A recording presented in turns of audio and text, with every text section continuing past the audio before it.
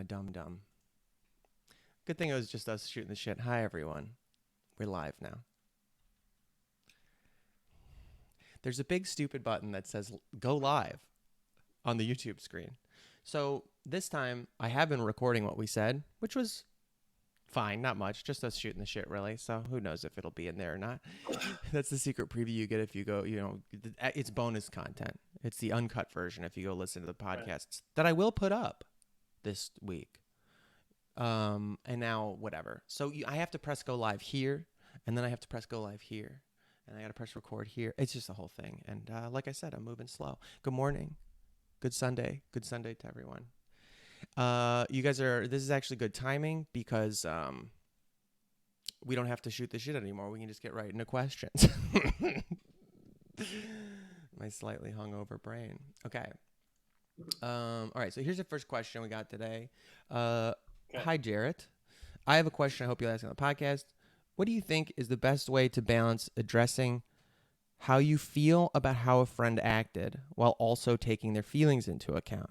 If I'm frustrated or upset at a friend, I would want to be able to tell them so without feeling like I'm disregarding their feelings.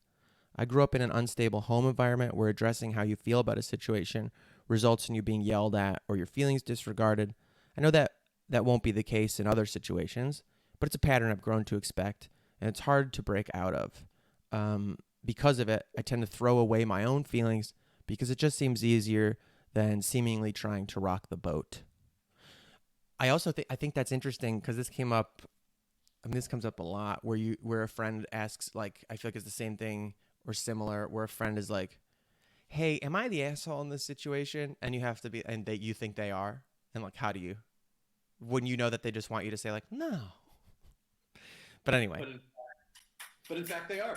Yeah. So, sorry, I'm actually playing a video that I'm gonna send to you in the chat. So, yeah, this is like a great question, and it's something I think it's very relatable. And there are a lot of kind of issues commingled, but let's kind of start at the beginning.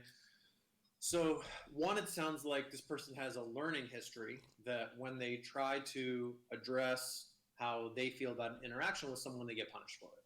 So that's part of your learning history. So it's, of course, makes perfect sense that you would be concerned that might happen now because it did happen.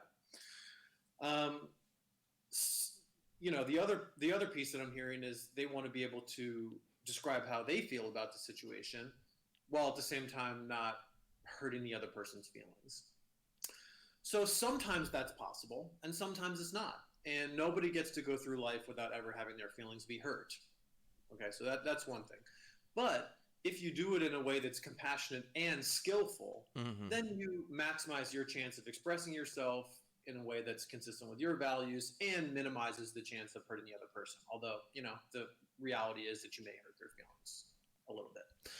So there's a skill in dialectical behavior therapy that I think is really good for this, and it's called the Dear Man.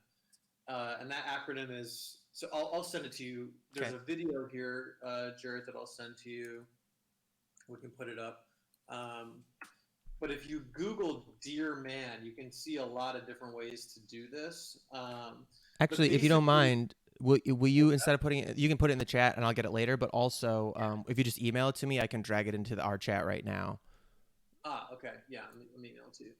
So what it does is basically, I'll call it boil it down. I mean, you should read it yourself, but to boil it down, the critical piece is to keep it concise and direct. So you're going to describe the situation. Like all this, each of these things should be like one or two sentences max. Like don't ramble on to try to soften it because you want to. Don't do any of that. Describe the situation. Hey, yesterday I asked what you thought of my outfit, and you said I look like a hippo. Okay, so just bare facts, no judgments. Describe, express your feelings. That made me feel sad.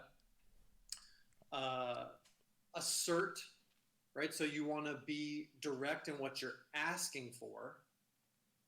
Like, and you got to think about this beforehand. What do you want out of the situation?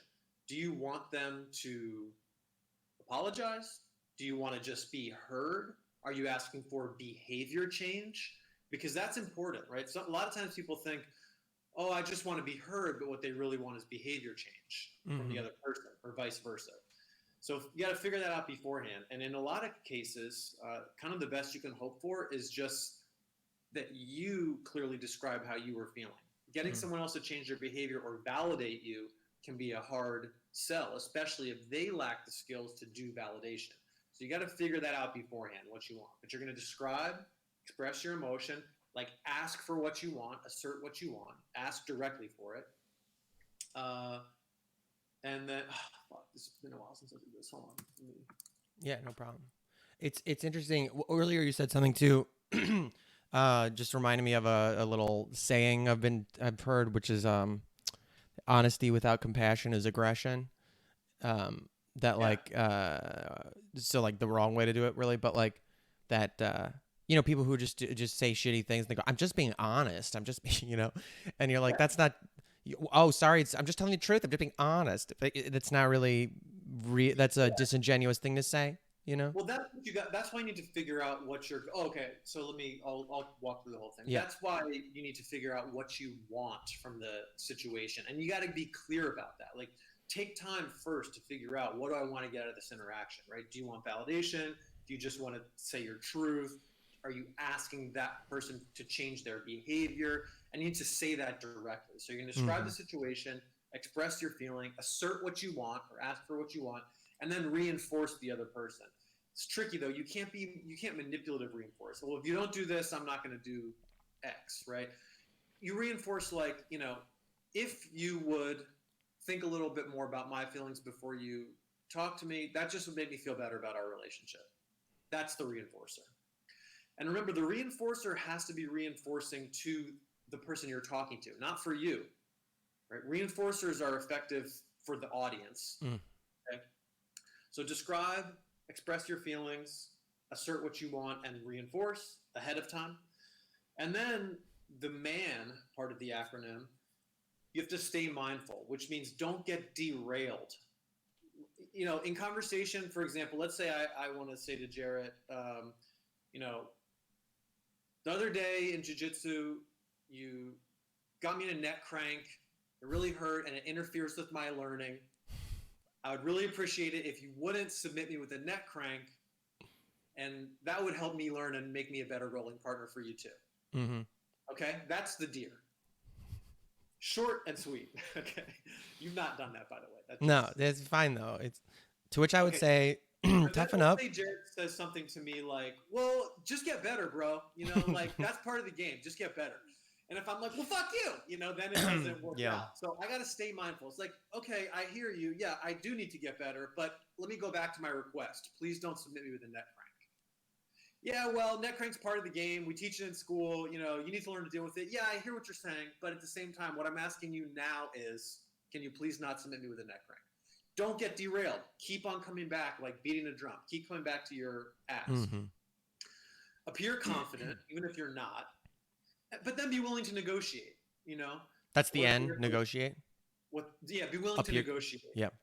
But figure out where your boundaries are before. Don't just negotiate in the moment, because if you don't have great boundaries, you're going to just give away the game. So figure out beforehand, like write it down, what your boundaries are. So maybe Jared says, well, look, man, I really like the neck crank.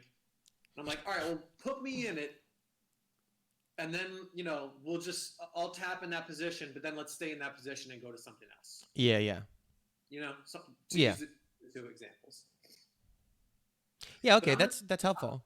I'm going to email you this, but I would recommend that people read the Deer Man. It's a very effective strategy for communicating when, Yeah. because of your learning history, your boundaries are a little porous. But here's the other thing.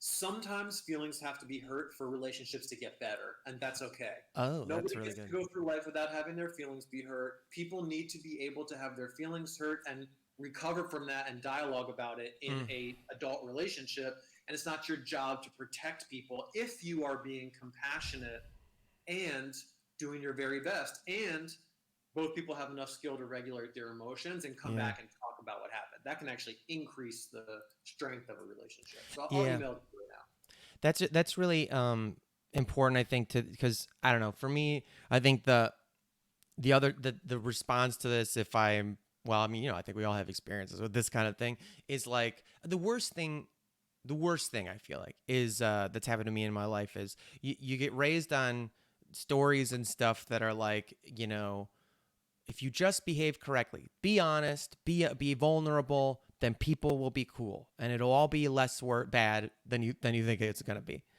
But like, a lot of people haven't done their work and have it, or whatever.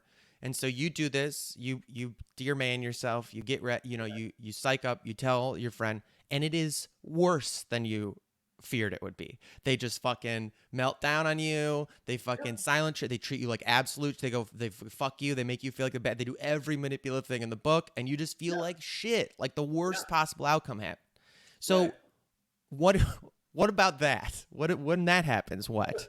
Yeah. So you may be in a relationship, friendship, romantic relationship with someone who has a serious interpersonal skills deficit. And then I think you need to ask yourself, okay, is this an important enough relationship that I want to try to like uh, kind of go meta with this person where I talk about the nature of the relationship itself and talk about the skills I want us both to try. Maybe we Mm, kind of do that together. You also may be in a friendship or another type of relationship with someone where that's just not in the cards. They're not there in their kind of personal development. It's too difficult or painful for them to do that. And you need to decide, what kind of relationship do I want to have with this person? You know? yes, I'm pasting. I'm listening. I'm also pasting these links into the chat for people. Yeah, and so I think some relationships, sometimes relationships are so damaging to you because of someone else's skills deficit that you can't be in that relationship, whether it's a friendship or a romantic relationship. I think you got to ask yourself that honestly. Other times the person, you can have a different type of relationship with them. Maybe that's not a person who you can invest all your trust in, or who you come to with difficult stuff they don't know how to validate, so you can't go to them for validation. Yeah. And then you got to decide the nature of the relationship you want to have.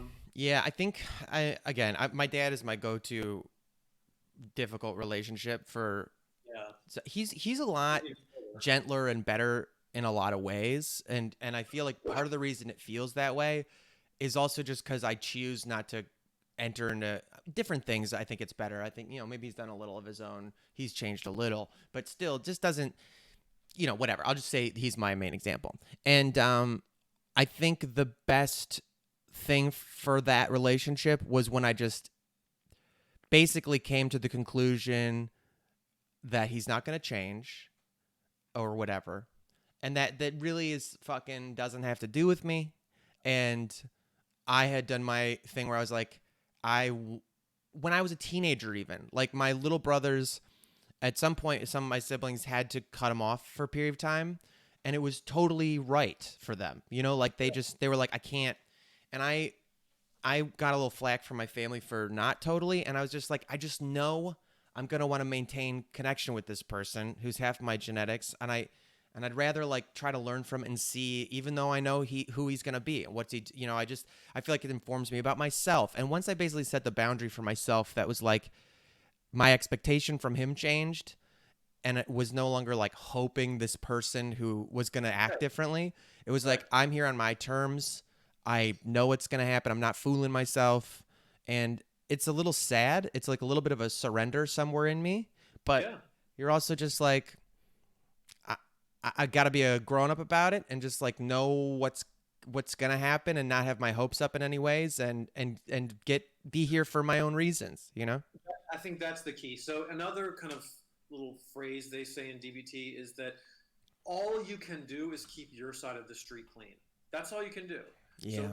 you got to keep your side of the street clean, and then it's up to the other person to keep their side of the street clean. And you have to decide, do you want to be neighbors with someone whose street is always a fucking mess? Right. That's up to you. It's There's definitely also folks in my life that I did the same inventory and was like, no. yeah. you know, there's a Yeah, part of me that, me too, where the yeah, relationship really changed a lot, and it's just not as close, and that's okay. It hurts, but that's part of like there being some pain in life. yeah. I was actually at least one of those friendship relationships where my body had like a little bit of a revolt after some things and just like instinctively distanced. I was kind of proud of it. I was like, oh, I have survival instincts now. Yeah. You know, that I was like, that's just too much. I just don't feel like it sounds like such big intense language to go like that doesn't feel safe. But that was just the thing in my head was like, this is not trustworthy. There's something weird here. I just don't want to be as close to it. Yeah. Yeah. I'm grateful for that. I also just, I always try to keep it anonymous, the people who are asking questions. And so, but, then y'all just engage in the chat. So I'm like, all right, you could. But the person who asked this question was like, I was talking to a friend about another friend who had done something that put me in a weird situation. Friend one said, if I ever do something like that, I want you to be able to tell me. And I thought, man, I don't know if I can.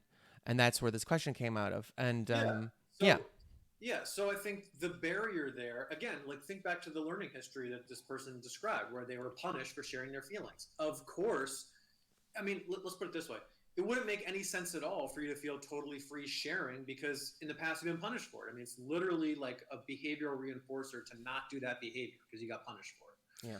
So the thing that this person's going to have to do is push themselves to overcome that learned response, which is hard.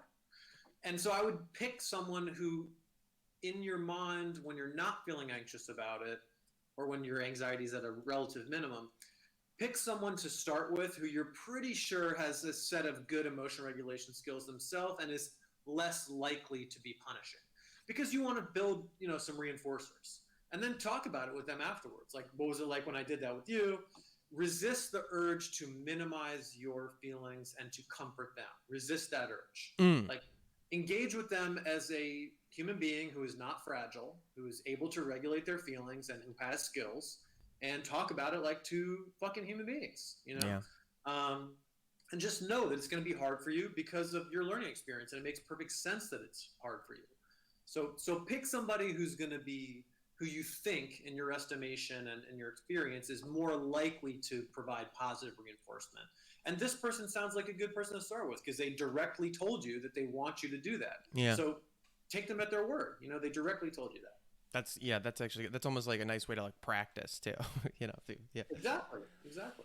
Okay, I got another one for you. I think this one seems very. I'm sure a lot of people are gonna. We kind of gotten questions about this in the past, but we're gonna bring it up again. It'd be amazing if you and Dr. Nick could talk about the issue of human touch during this time of coronavirus. I suffer from anxiety, and touch is important to my self-care, but my options have become extremely limited. My friends are no longer comfortable hugging. My family is not comfortable visiting because I rent out rooms in my home and have a group living situation. I'm single and dating is difficult right now. I don't have pets except for backyard chickens, and they aren't big on hugs. My only option seems to be to get a massage from my physical therapist, whose clinic is still open. My anxiety can be debilitating, and I wonder whether risking getting the coronavirus might be worth some human contact, because if I can't keep my anxiety under control, really bad things happen. But of course, getting COVID-19 surely wouldn't help things, and I'm maxed out on psychiatric drugs, so I need a non-drug solution. Yeah. So, right. So I think to start at the beginning with just some validation, I think, yeah, you are not alone in craving human touch. I think a lot of people, we're all on a spectrum of how much we need, but I think people who are more on the side of the curve where they really like human touch and want more of it and aren't able to get it, that sucks. Yeah. That really sucks. It's really painful, and it has real, psychological effects and makes things more difficult.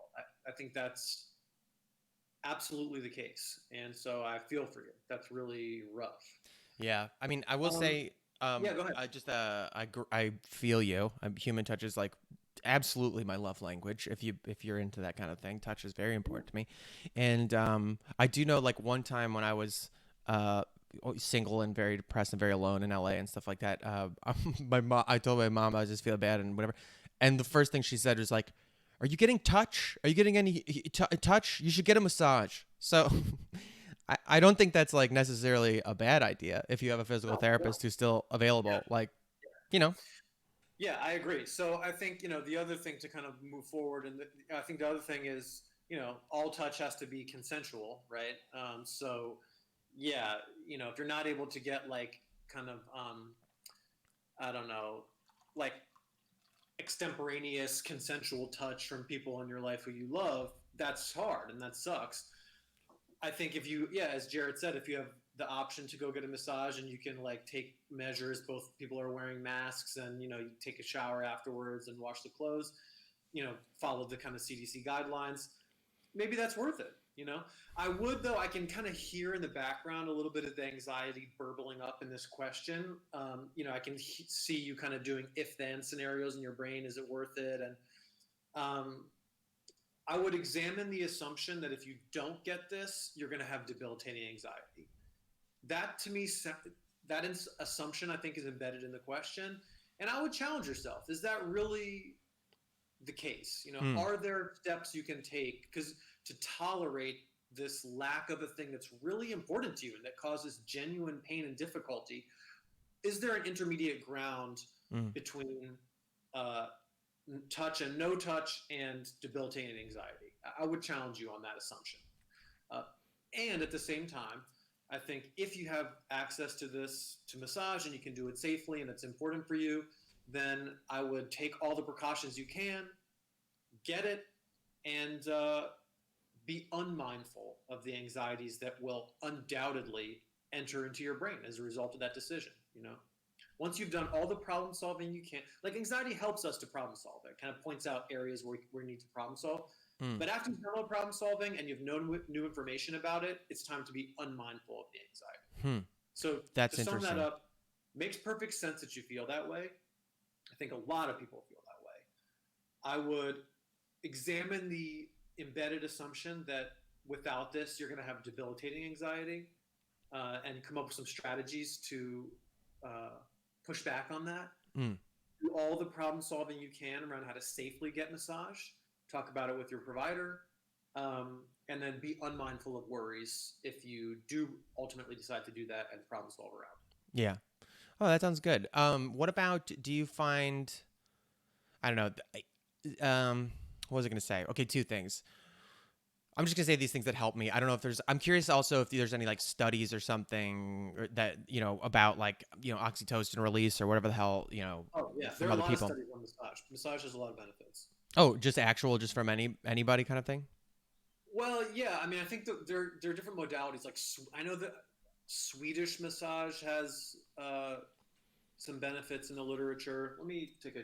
I'm Sure. sure there are other types too. Well, That's the one that I remember. while you're looking whatever you want to look up, I will say things that help me, and I don't know, just that are little substitutes perhaps for some of this kind of stuff are okay, I've got actually a couple weird. Some of these are like kind of kooky. Okay. One is just weighted blankets. Feel fucking great for anxiety. Just some. I don't know.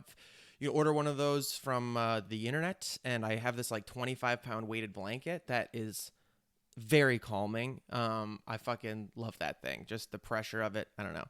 Two, modalities of self massage I think can help a little bit like just a foam roller. If you just get like a foam roller or a lacrosse ball and spend some time jacking up your fascia, that might help calm your body down potentially. That like helps me because you can really get some good pressure in there, and it almost does feel like another person when you have this object and you're just rolling over this thing.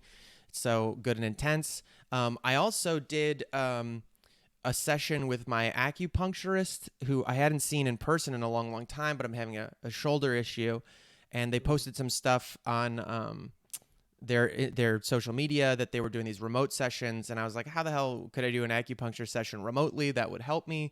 And it was amazing. They gave me like little pressure points and stuff that I would do, and I would show them on the thing, and they would show me how to do things to myself, and also the gua sha thing. We did a whole session of it last Sunday on the quarantine thing. That was nice. And my mom has this weird little trick. And I don't know, this might seem crazy, but it's worth a try if you have a friend who's into it. We do this family Zoom call like once a week where just like a lot of the family gets on and says hi and we check in. And Allie, yeah, it was Allie and my mom. They did it like, I thought it was so silly, but my mom was like, do this thing that like tricks your mirror neurons where you would look at each other and basically one person would be like, you mimic. They go, I'm gonna take my hand, and this is my hand, and you do the same thing to your face, and just lightly you would do this thing, and do exactly what they were doing, and it does this weird. You're like, whoa! It almost feels like the other person is doing it, and it was this really sweet. Like, there's this weird you can find online. There's this weird study they've done where, like, people they put a blinder, and they put their real hand on the table and then a fake hand on the table. Another Yeah. person, like, touches it with a feather and all these things, and the person who's sitting there at the table is like weirdly.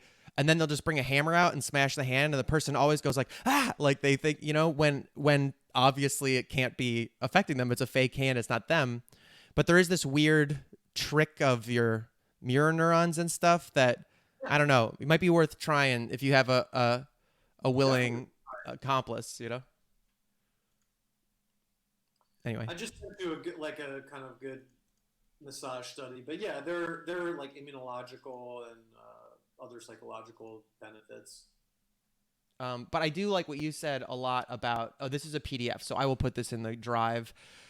I've got a lot of good bad brain updating to do for everybody. But uh, wait, you just said something.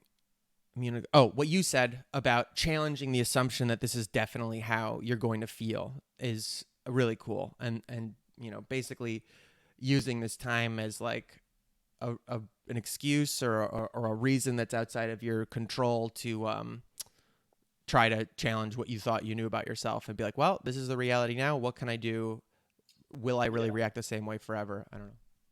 I always also recommend this book, Viktor Frankl's book, Man's Search for Meaning, when people are like going through suffering, because it's like the worst suffering that a human being can go through, and he writes very eloquently and persuasively about how to kind of deal with that internally. So that it's short too. There's like two parts Mm, to it. One is on like his experience in Auschwitz, and the other is like the development of his own like type of therapy, which I think he'd skip. But the part about him in Auschwitz is like 90 pages, and it's very very moving and good.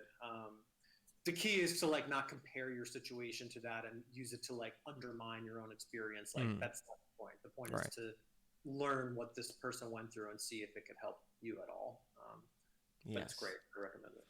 A couple people in the chat said, one person said you could hug the chickens if you try hard enough, which I don't think is helpful, but funny. And I don't someone know if said, I think would not weigh in on that. yeah, right. And then someone else said, I'm too old for it, but let me tell you, a stuffed animal is better than nothing. And get one of those body pillows. Who says you're too old for it? Yeah, I agree. Fuck that. Okay, let's see. I got this. This is. I'm just gonna. We'll just go read and see what happens. Hopefully, there's nothing weird in here. Okay, I could say reasons for this pod. Okay. Get ready to go. Two questions. But don't feel like you need to talk about either of them on stream. But in case you do, okay, fine. Here we go. All right, here we go. One is so we have about 20 minutes. I think we'll do one of these. Here we go. Okay, so no easy way to say this, but my friend killed himself 2 years ago. And the past bit has been the, quote, anniversary week of everything. It's felt unbearable being in quarantine and having to face this, alone. I think to myself, oh, today is the last day I talked to him, or oh, today was when I got the news, or oh, 2 years ago today I was at a funeral. I was just wondering if you or Dr. Nick had any general advice for dealing with the pain and grief left over from when a loved one takes their life, especially when you've experienced some suicidal thoughts yourself at times. Side note, I do have a new therapist who is a clinical traumatologist, and we're going to be starting to deal with some trauma PTSD stuff since I got some of that. So that's very good. But with that said, what do you got, Dr. Nick? Yeah, I mean, grief and loss is really, really, really difficult. Um, there is kind of no like easy answer for that. I would say a couple of things. One is if there are groups, like grief and loss groups. And I think that grief and loss in a group process can be like talking about grief and loss in a group context can be really helpful. So there may even be like online, I'm certain there are online kind of grief process groups. So And there may be, I would imagine that there are even online grief process groups for people who have died by suicide. So that's one option.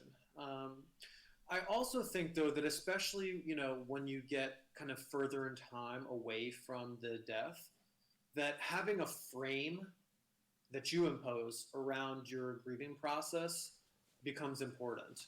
So, especially on the anniversary, if you can kind of, you can think about like, if you're religious, you can kind of stay within the frame of your religious process. Or if you're not religious, uh, you can kind of come up with your own sort of secular ritual. And, whether it's like lighting a candle and remembering some positive thoughts about this person, whatever it is for you. But I would give yourself like a day and a time limit and a specific ritual process, and use that to try to contain some of the feelings. Mm. Because that's what ritual is about. It's about containing uncertainty and feelings. So I would try that yourself, and maybe if there are other people who you share, uh, like a friendship with, who you shared a friendship with this person with whom you shared a friendship with this person, you guys can do kind of like a remote meetup and spend a little time talking about this person, see if that's appropriate or makes sense. But the kind of key is to practice some kind of ritual and containment around the feeling. And then when you find yourself having intrusive thoughts about this person, if you choose to go this route, but when you find yourself having intrusive thoughts about this person outside of that kind of framework, to choose to be unmindful of those, Mm. even though they will, especially in the beginning, intrude over and over and over again. And each time they come up, just gently like choose to be unmindful of them, kind of like let the balloon go, of that thought when it comes up. And you may have to let that balloon go many times, especially in the beginning. So that would be my suggestion for that. Yeah. Maybe finding a grief and loss process group remotely, or kind of making one of your own with people who shared a relationship with this person, and trying to contain those feelings within a ritual framework that you come up with, and then continue to see your Yeah. therapist. Yes, that sounds really helpful. I do think, I mean, one thing quarantine, whatever this time has illustrated for me, I guess, is like the power more and more of those even like virtual quote unquote groups, like with this technology we have. Like, oh, I have a question from the chat. I'm gonna ask you in a second. But um the quarantine is a good example of like doing this every day at noon workout thing has really unexpectedly turned into this group of the regulars who come around with it. Is like very supportive in this weird way. And yeah, we just get together to sweat at noon and usually hang out and chat a little bit, whatever. But that group of people all over the world, country, world, but world, just having them to show up and know that we're all kind of experiencing a thing together and checking in, and has been really nice. And it's interesting because I've been thinking a lot about how peculiar relationship forming is, because it definitely feels like you have verticals in your life of people. Like there are your family, and then there's people who became your friends through physical, work or things like that, and they're just around in your life. And then the friends with like who have common interests with you, and just how strange it is, like who gets the priority, who feels like a real friend and not, and that these virtual friendships and relationships, like I don't know, it's weird. It's like they creep up on you that you're like, oh, this feels really real. Like this is validating in a real way, even though I may have like never seen your face outside of like the avatar that and how strange that is. But just to basically not like question it too much and just say like, yeah, these are, I don't know. I think I came to some conclusion a while ago because of my family. Basically, my family's this big hodgepodge of, different relationships and marriages and remarriages and things like that. That, who your family is, to me, has just settled into like who shows up and who sticks around.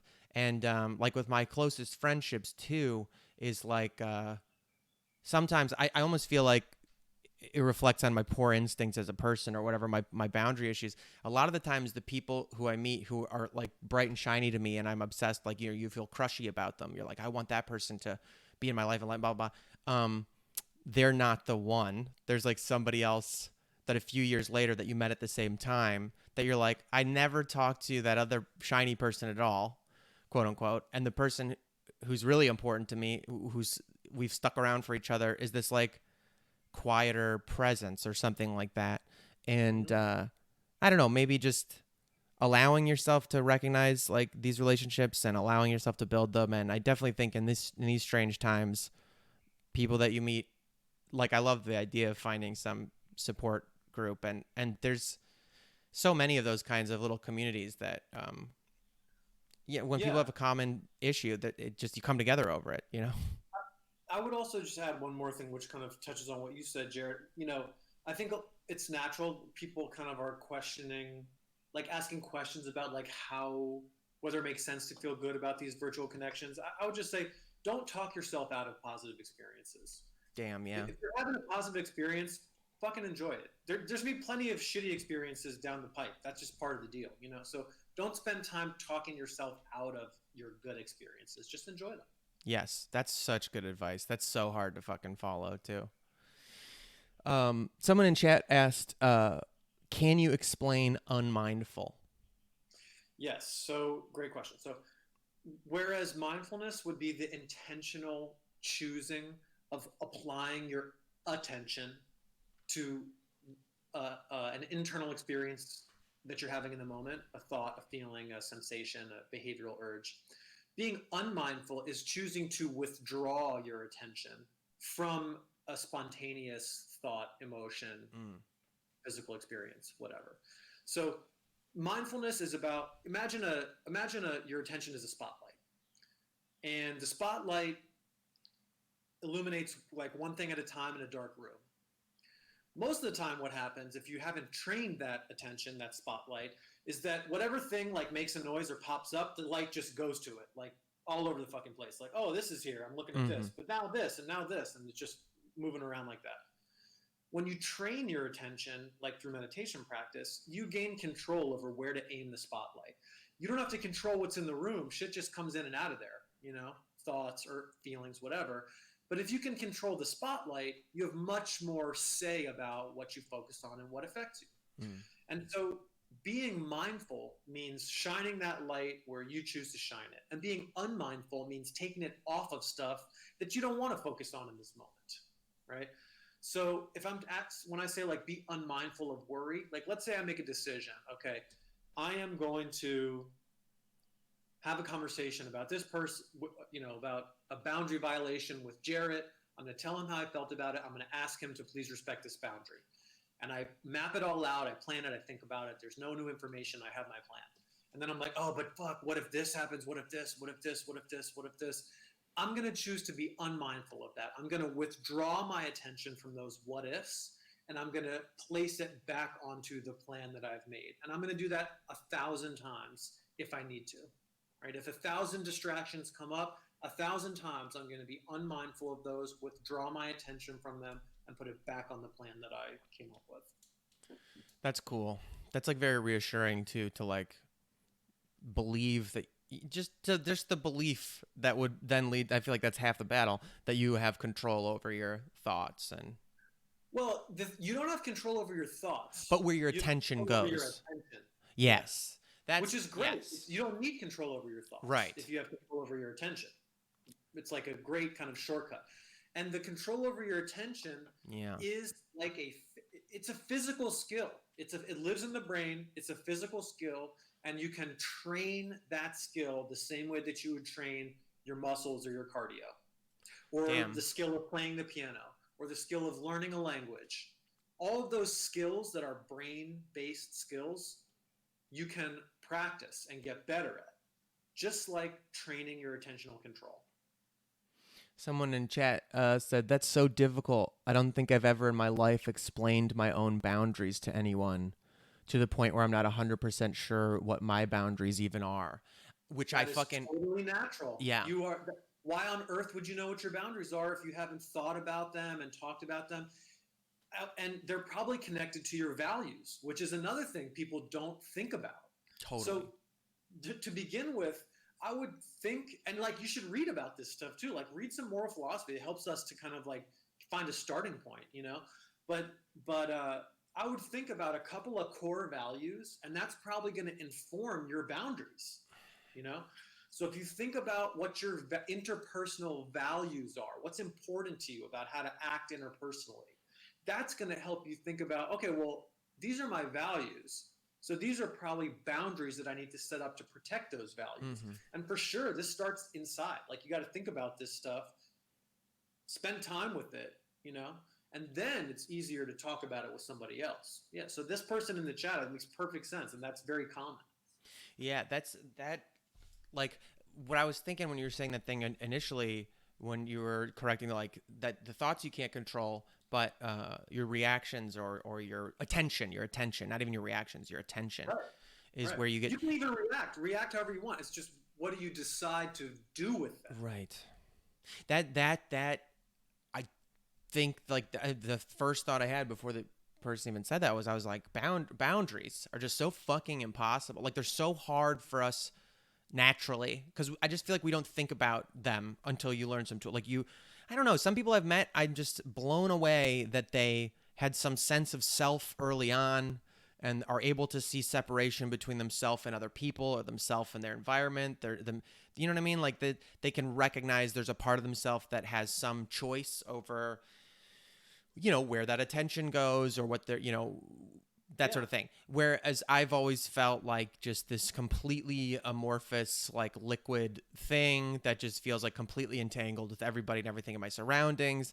And a lot of like early anxiety, depression type things that were tough for me that I think had to do with ego and ego death. And, you know, well, ultimately ego death is what helped it or you know, the times you could kind of create that sort of vibe. But like, the feeling that the way I was described it was that like the universe was a thing inside of me and not the other way around.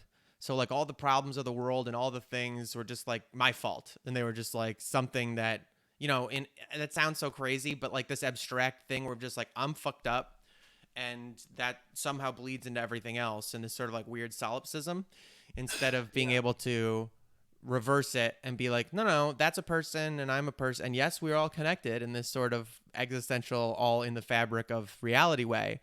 But it's not like my responsibility. And even like, I don't know, I guess just figuring out those boundaries of where your capabilities. I don't like the word actually like responsibilities, but I do like the idea of taking responsibility for myself and feeling like I find that empowering.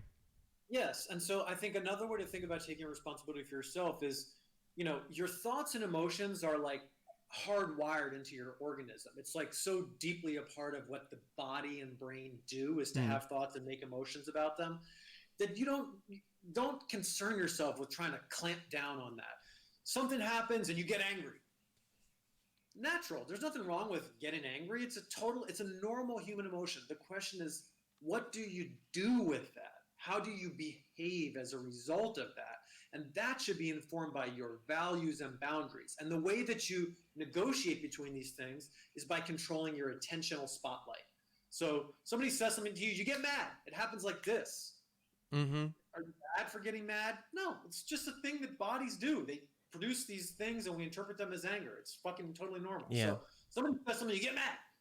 But then you need to decide with your attentional spotlight, do you want to invest in this emotion? How do you want to interpret it? How do you want to behave as a result? And how does that line up with your values and boundaries? Yeah. Like that would be kind of the role of attention in negotiating between spontaneous thought and emotion, but then actual behavior, interpersonal behavior. Somebody, and I will, this will probably be the last little thing, but I want to just finish with this question, this clarification. Asked, can you give an example of values? Because you use that concept often and they're not sure what that could mean. Sure. So it could be, I mean, it could be something as simple as honesty. Right? I want to be honest in my interpersonal Yeah. relationships. It could be something like when I make a commitment, I'm going to stick to it. Right. So, for example, like the classic thing, if I'm like, okay, yeah, let's go. I mean, this doesn't happen anymore, but presumably we'll get out of the house at some point.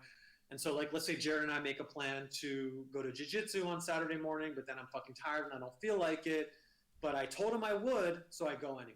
That would be an example of the value of keeping my word. Yeah. Another value could be to when you feel a boundary has been violated, to, in that moment, say that directly to the other person. That could be a value of yours, that you're going to be honest about your boundary expectations with someone else. That could be another example. They're kind of like computer code. I mean, it's like code. It's like a code for like of your type of person you want to be. Another value could be, if you hear somebody say something racist, you call them out on the spot. Right. You know, that could be another value. Or it could be a value that you don't do that unless you think it's going to lead to a productive conversation. That Right. could be a value. Right. So there are all kinds of gradations, and it's something that you got to think about for yourself. For me, like, effectiveness is a value of mine. It's like like in therapy, it's like my kind of like guiding principle is effectiveness.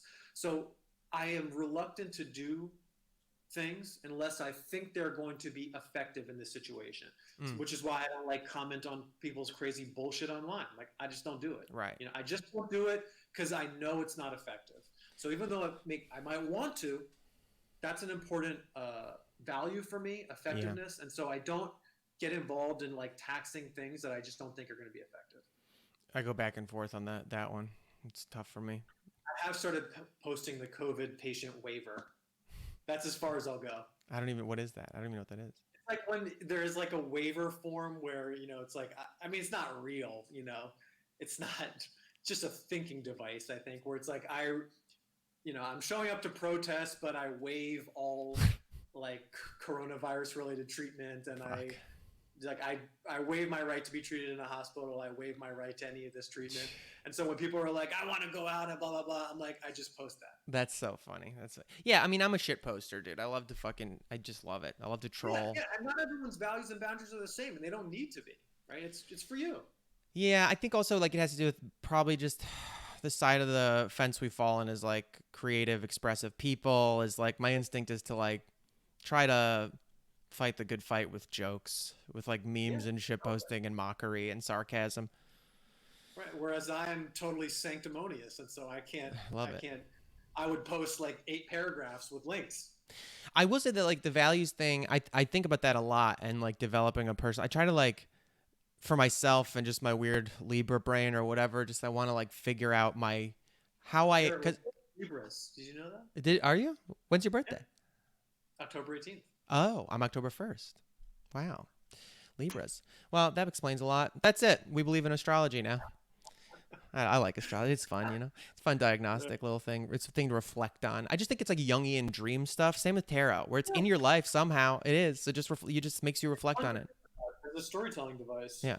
Anyway, as a Libra, that I've thought a lot because I have very strong opinions about like what's good and what's bad. Like it feel like what's being a good person, what's being a bad person. It feels like really obvious to me in this way, in this sanctimonious way. So I've tried to like define for myself like what that means and try to go with it like even when it's uncomfortable or whatever.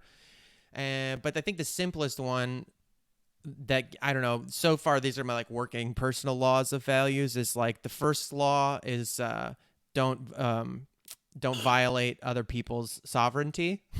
That like the idea of a boundary is like you just don't fuck with other people. You don't cause them pain. You don't invade their space, like mentally, physically, like whatever. You just let people have a bubble and understand that they are real human beings. No solipsism. They have the same Yes. expression as well. My second law is they're not allowed to violate your sovereignty. And I just like to prioritize other people because I think if we do that one first, we don't act like fucking maniacs. And then the second one is like understanding that you are allowed to also have your space and that's very hard for me.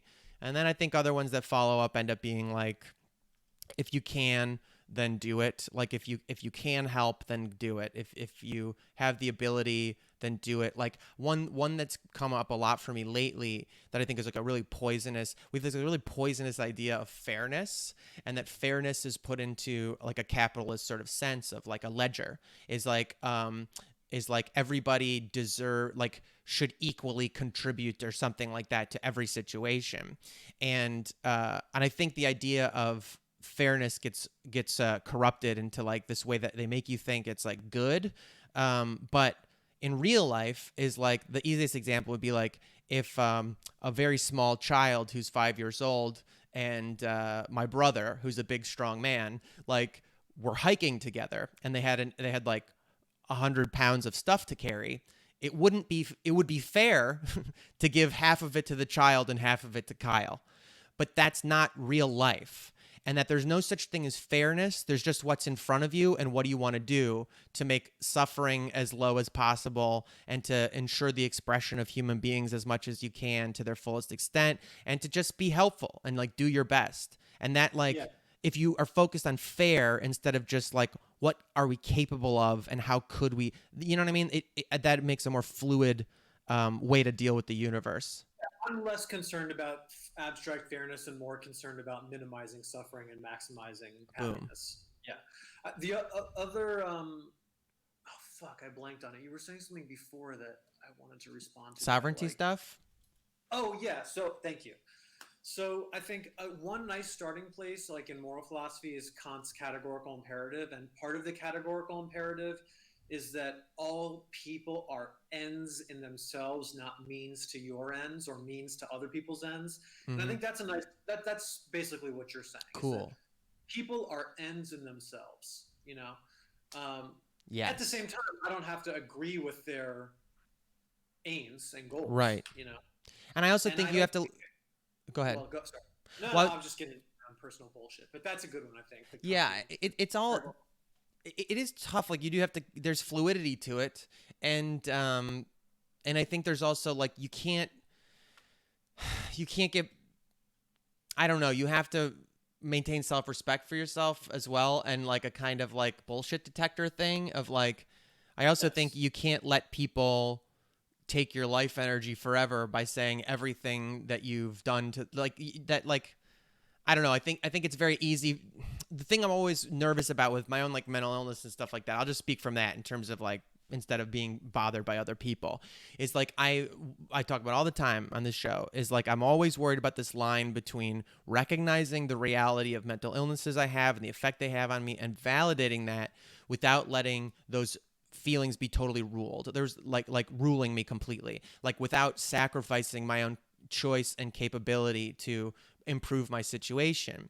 And I'm not talking about a straight up just like everything's bootstraps in my mind and everybody should just toughen the fuck up. But No. what you said earlier about like where do I put my attention and where do I realize and empower myself to say like I am allowed to make choices. I can make choices. Is really important to me. And you know, getting better about my own boundaries, about recognizing when other people are like bad faith leading me down this thing and saying that you're fucking with them or something over and over again, or that you owe certain things to them based on like my first law of don't violate sovereignty, which is like why the second one is there too, which is like, well, yeah, but you can't do that to me. Like you're taking me for a ride that I think is bad faith or is just like not my responsibility, and that has to be allowed as well. And it's just hard anytime you get too black and white or try to make laws and codes for yourself to be like, I don't know, you have to allow for this fluidity of value of like, you know? Values can change. I mean, they're Yeah. probably more or less. Well, they're probably like relatively difficult to change, or I think they should. They don't. You don't want them to be too easy to change because then they lose kind of Right. their role as guideposts to behavior. But of course, they have to change based on your growth and development, new information, new skills, new abilities. Yeah, it's I think it's like ooh, sorry. I think just because of my own things and having gone through them, I have like a weird knee jerk resentment for people who glibly um, use their own mental health issues or whatever as an excuse for whatever behavior that they have. You know, and never try to fix it and don't fucking care about how it affects other people and don't care about always being a Yeah. problem. I'm like, you're That. not allowed to do that. I Well, sympathize and but you're not allowed. well, if people want to do that, that's fine. It's not going to involve me. I mean, Right, right. the thing is, validation has to be the precursor to change. Mhm. That's why we validate. We Right. validate as a precursor to change. Validation by itself is not the recipe. Validation is an ingredient, and it's a necessary ingredient, but it's not sufficient. You also need change. Yes. So validation is what allows you to accept the reality, the temporary reality of your circumstances in order to have a foundation that you can start Yeah. building change on. But if people aren't interested in doing any change, Right. well, that's okay. That's on you. You know, I mean, Yeah, I think my harsh feelings about it kind of have to do with my they're just towards I don't think myself. it's harsh. I don't think it's harsh. It's not. Mm. It's people are not responsible. This is another DBT assumption. It's very unlikely that you're responsible for all of your problems. That's very, very unlikely. Okay, Hmm. that you are responsible for all of your problems. I don't believe that. Right. But you are going to be responsible for fixing most of them. Yes, that you've said that before, and I fucking love every time. I'm like, yeah, that's exactly what I'm trying to say. It's like, and again, this has to do with the like, to me, the poisonous concept of fairness. And somebody in here said fairness versus justice, like that, and I think that's a pretty good start to those distinctions. Is that like Yeah. the obsession with fairness to me is also like crippling to me when I just go like, it's just not fucking fair. It's not. It's like very unfortunate the things that happen that you didn't deserve. But unfortunately, the only way I'm going to fix the pains that I feel or the traumas or whatever is if I go in and do that work. And I also think that's important with some of the stuff we were talking about earlier about confronting friends or talking to friends about difficult feelings or loved ones. Is if I'm too focused on fair, I put all my agency for change into the hands of people who might never give it to me.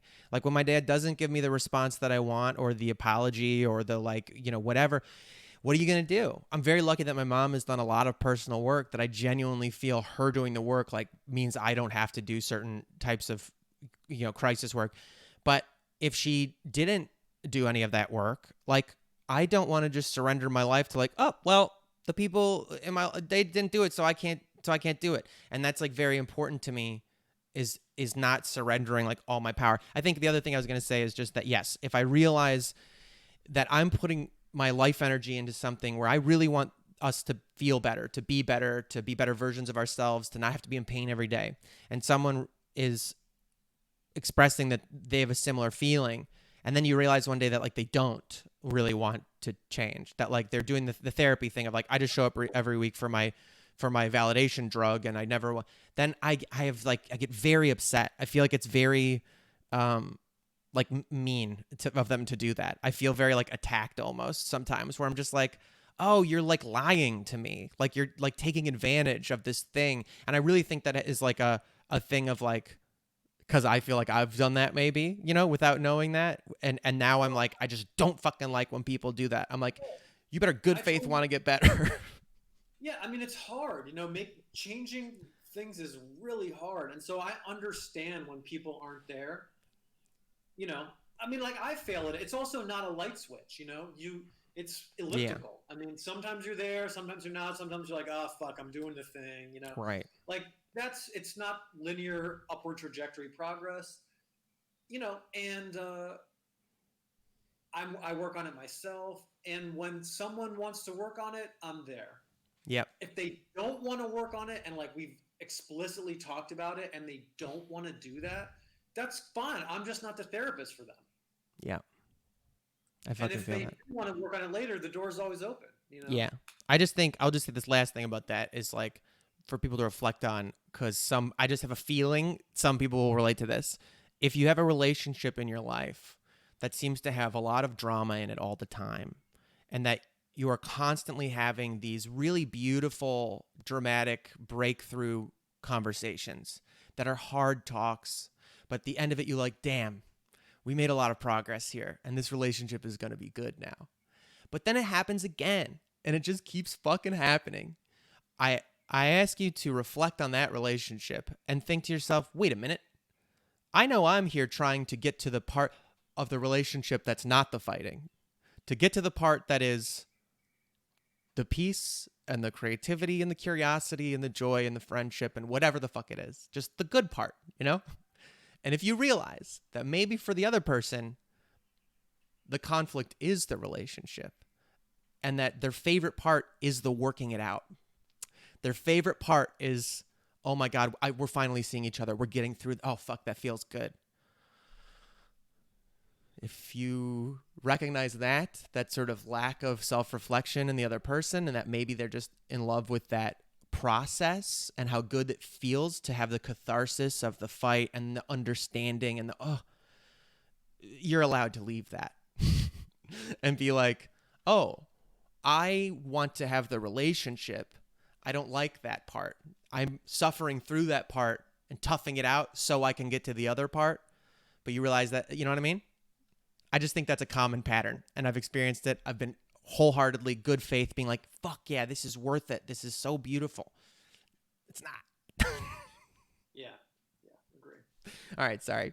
All right, I love you guys. Thank you so much. I think we're going to wrap this up for today. We went a little over because I started a little late. I want to say specifically also, I'll just add to the end here, Ronan, thank you for all your contributions today. You're really active in the chat and some great questions that really help move some stuff along. Anyway, I will post this one, and I'll post the last couple weeks as well. I know I've been a little bit off behind whatever on our posting the good bad brains to the pod, but I will do that, and I'm gonna set some other stuff up. Hopefully, we'll keep doing obviously every day at noon. Oh, this is what I was gonna spring on you.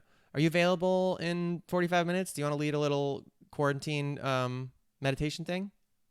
Yeah, I could do like a quick one. But you're not on. Oh, you're not on Instagram, are you? No. Yeah, it's okay. Let's put it up for next week. We'll All right, plan that's it a fine. little better. Yeah, I didn't. I'm sorry, I just sprung it on you, but I've been wanting to do that, and it's been nice having on the weekends having just folks come co-teach and stuff like that. Okay. Well, thanks so much, dude. If you guys want to buy any like shirts or anything like that, you can go to mygoodbadbrain.com. And if you want to go to the patreon.com/mygoodbadbrain, you can also go there and support the pod. And that's it. I'm going to post there the drive where we put these resources. Dr. Nick gave me a couple this week. I have some from the previous weeks. I promise I'll give you guys to My Good Bad Brain maintenance, and this stuff will come up in your podcast feed this week. Probably too much. You're going to get like 3 episodes in a week. It's going to be great. All right. Thanks a lot, man. Thanks for hanging out. And thank all of you. We'll see you guys next week or in 45 minutes if you're coming for QC. I think we're going to do, I'm going to do a little foam rolling and then we'll do some meditation. All right. Later. Take care.